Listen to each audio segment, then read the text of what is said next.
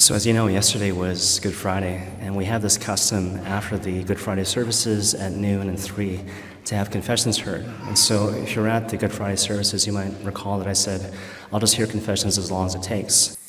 And I was talking to my mom, and she said, well, how long is it going to be? And I said, well, maybe an hour. 3.5 hours. And always a privilege. It's always a privilege. I find that whenever I do confessions, but especially in moments like these, I learn a lot about the people of God. And so what I want to do is begin by sharing with you something which I thought would be beneficial for the entire parish community to hear. When it comes to the moral life, there's a tendency to reduce the Catholic faith to what we might call sin management. So Sister Miriam James Highland talks about this, right? So it was seen to be, based on that the goal of the spiritual life, the goal of the moral life, is to identify certain behaviors which the Church has identified as being sinful in terms of what I do, things I've done, things I failed to do, and stop that right now, right? And so, given all that, it was seen to be that the pinnacle of virtue and the pinnacle of holiness is to simply not act out. Here's things that you do in terms of acting out with regards to your neighbor, and so stop that right now and go forth and be nice and polite and kind. That's not the goal. The goal is to be free. The goal is to be fully alive. So you can be in any situation with any person and be who you're meant to be. And love in the way that you want to love, and love in the way that God calls you to love, as opposed to going in the way of self-protection and avoidance and fear, which we do all the time. I'm triggered by this circumstance, this difficult person. So sin management, it requires us obviously to go deep. So just to give a hypothetical, imagine you're going through your life. All of a sudden, I'm angry. I'm lashing out. I use coarse language. I'm judgmental. I'm harsh. I overeat. I indulge in social media. What's the takeaway message? Stop that right now. Be nice, be kind, be polite? Not really, right? To ask yourself the question, what's the why behind the what? Why am I doing these things that I'm doing? Why am I acting out? Like maybe I'm sad. Maybe I'm upset. Maybe I'm hurting. Maybe I have these deep wounds which haven't been addressed for a really long time. And so it plays out in a certain way because there's my aching heart which is clamoring for attention and has been neglected for a really long time, right?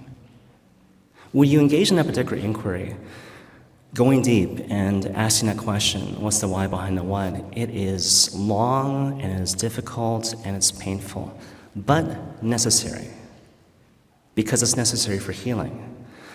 Pope Benedict, right? Healing is an essential part of the apostolic mission and Christianity itself. And if understood correctly, is the entire content of redemption. The game is about healing. Jesus Christ wants you to be healed, fully alive, fully yourself.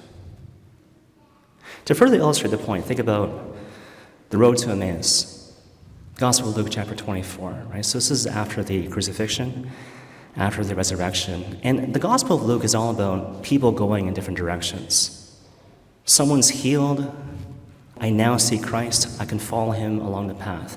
So basically, again, in the aftermath of the crucifixion, the two disciples on the road to Emmaus, they're walking away from Jerusalem, walking away from the site of suffering love, and walking towards Emmaus. Now, scholars, they make an interesting comment. Scholars are like, you know what? We don't really know exactly where Emmaus is on the map, but the speculation is that Emmaus was a Roman garrison town. This is where the Roman army would refuel and camp and prepare for the next battle. So it's symbolic, right? I walk away from the site of suffering love because the Messiah has died, and I walk towards a rival center of power, political, military might. Not because I want to, but because I've given up hope. And Jesus Christ, he walks with them on the road to Emmaus. And what does he do? He notices that they're sad, they're downcast, and they're talking amongst themselves. And he goes up and he says, What are you talking about? Why are you so sad? And they're like, Are you kidding me? Are you the only person who hasn't heard about these things that have happened in Jerusalem these past few days? And Jesus says, What things? Now, you have to read into the story. So they begin to tell him all these things that have happened, not just during Holy Week, but everything they've heard about the Messiah, everything they've heard about Christ, his teachings, his signs, his wonders, how he was tortured, how he was killed, their personal response to that. You got to imagine that's not a short conversation. That's not a short mode of self-disclosure. There was this and that and the other thing, and this affected me in this way, this affected me in this other way. And that's why we're sad, and that's why we're downcast. And then the Lord speaks. Now what you see in the gospel is that he explains everything in light of himself, but what's being touched upon is this notion of synodality. Synodality is journeying with. We're not really used to that, right? Usually what happens is like this person's talking, I can't wait for them to shut up so I can start talking, right? But synodality is like, no, I'm listening to what you're saying, and what I think and what I say is informed by what you say, because I'm actually listening. And you get the sense the Lord does that. So he explains things about himself in light of the stuff they have shared with him, because he's listening. And what you hear, he disappears with the breaking of the bread, and they reflect on their experience. Weren't our hearts burning within us as he walked with us, as he loved us, as he explained the scriptures to us? And then what happens, they automatically change directions, and they go to Jerusalem to proclaim everything they have seen and heard. The thing I want to impress upon you is that all that stuff of the burning within the hearts, the changing of direction, evangelization, witness, that automatically happens if you respect good process. Sharing with the Lord the things which are troubling you, the things which are weighing on your heart, as opposed to simply shutting up and trying your best to be nice and polite. The example that comes to mind, I saw this movie a long time ago called The Lord of the Rings, The Two Towers. And I want to focus on this minor character, King Theoden, the king of Rohan. He's a really dear friend of mine. He had to explain this to me multiple times, and he's very patient. I'm really good at seeing things in movies, but Lord of the Rings, for some reason, I have real troubles. And he was really patient. He explained this to me like 5-6 times. So God bless you, Chris. King Theoden, you might recall, basically he's in a spiritual stupor. Like he's alive, but not really. He's a king, but not really. He's sitting in his throne, he's like a living zombie. He's got that guy Wormtongue, embodies the devil, speaking wicked things into his ear. And he's just there, just in a spiritual stupor. And if you read between the lines, you get the sense that the reason why he is weak, the reason why he's spiritually impotent, is because he's gotten used to being weak. It reminds me of that episode with King Herod and John the Baptist. Remember that? How it ends with King Herod having John the Baptist beheaded because this girl was dancing and he's consumed with pride and lust and all these things. And looking back, King Herod probably would say, well, gosh, the spirit was willing, but the flesh was weak. Not really. You were weak because you chose to be weak. So you remember this is preceded by a lengthy discourse between John the Baptist and King Herod. What you hear in the gospel is that King Herod loved to listen to John the Baptist. And why not? St. John the Baptist. You also get the sense, though, that John the Baptist loved King Herod and recognized that he's King Herod. If this guy changes, everyone's going to follow. So every time he comes by to visit me in prison, even though he likes to listen to me, I'm calling him to bigger and better things. Not just for his sake, but for the sake of the kingdom. I know you're inclined to fear. I know you're inclined to weakness. I know you're inclined to self-indulge. But you are better than this, and I call you constantly to greatness. But here's the thing. King Herod has no intention of listening to John the Baptist. You got to realize that spiritual life is a binary option. Either I choose to go God's way based on particular inspirations, either given directly or through his people, in which case I grow stronger, or I don't. Every single time I disobey the Lord's will, I get weaker and weaker and weaker, until I justify my bad decisions by saying, well, look, the spirit is willing, but the flesh is weak. Similar thing when it comes to King Theoden. You get the sense that, look, when I look back on my past history, I haven't been loved in the way that I wanted to be loved. I wanted people to help me. They did not come through. And I carry in my heart disappointment and hurt and sadness. Somewhere along the way, I gave up hope. So now I just sit in my throne, alive but not alive, living but not really living, a king but not really. Then the Fellowship of the Ring arrive. There's Aragorn, that elf, the dwarf, and Gandalf the White. And Gandalf the White, he represents Christ in his priestly form. And he performs an exorcism. You remember, it doesn't take right away. But eventually, evil is cast out. And then there's a really interesting detail where Gandalf says, okay, I recognize that you're back, but you're still kind of weak and you're disorientated. Maybe what would help is if someone gave him his sword.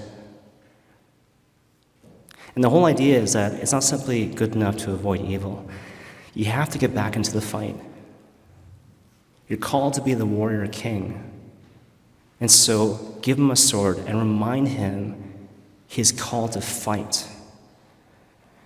Now, at this point, there's a secondary tragedy, if you will.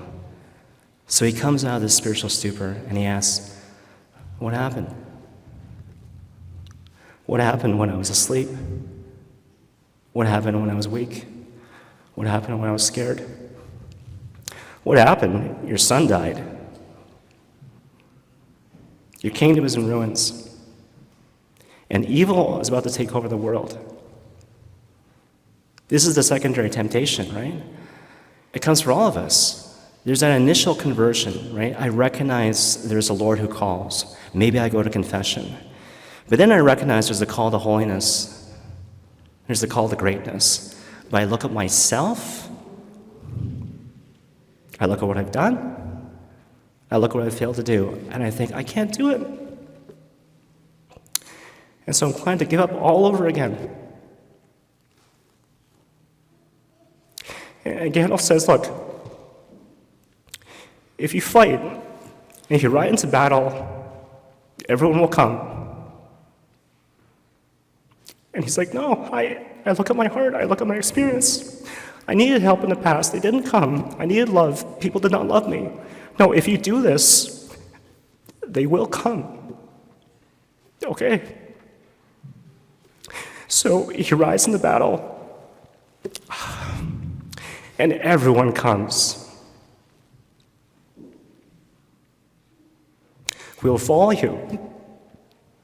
We will ride with you. We will suffer with you. And we will die with you. And he dies this glorious death in the battle. Fighting the fight he was always meant to fight, because he was always meant to be the warrior king.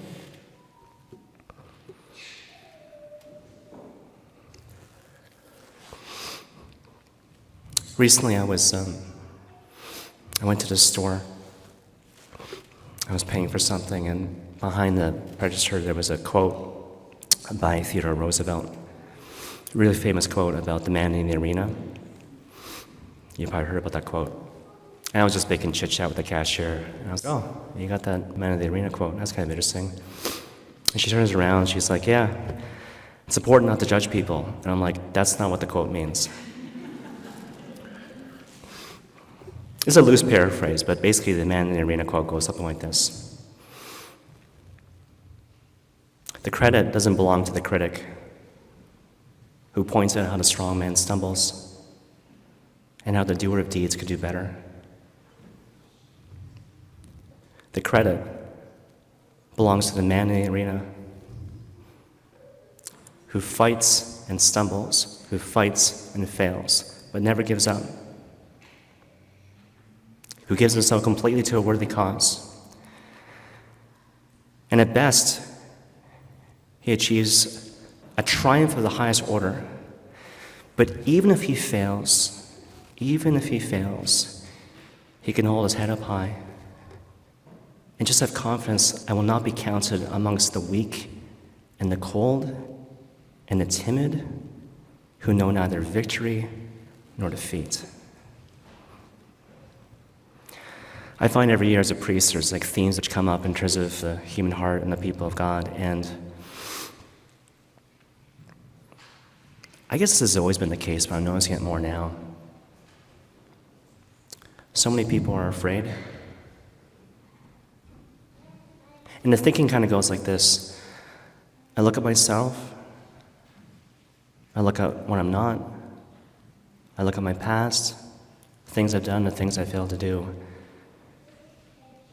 And I look at the thing which I'm called to do going forward in the future, and I'm filled with fear, and I'm filled with terror.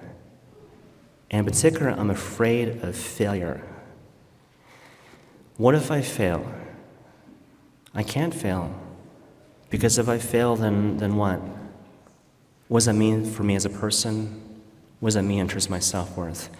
And what I want to tell people is that you have never strived for anything worthy of excellence. Because anyone who's ever strived for anything worthy of excellence, holiness, sainthood, you know you're going to fail. Like a lot. But here's the thing. If you fight the good fight, if you fight the fight the Lord wants you to fight, you are already winning. You're already giving great glory to God because you are living the life of the warrior king. You're living the life the Lord has always wanted you to live.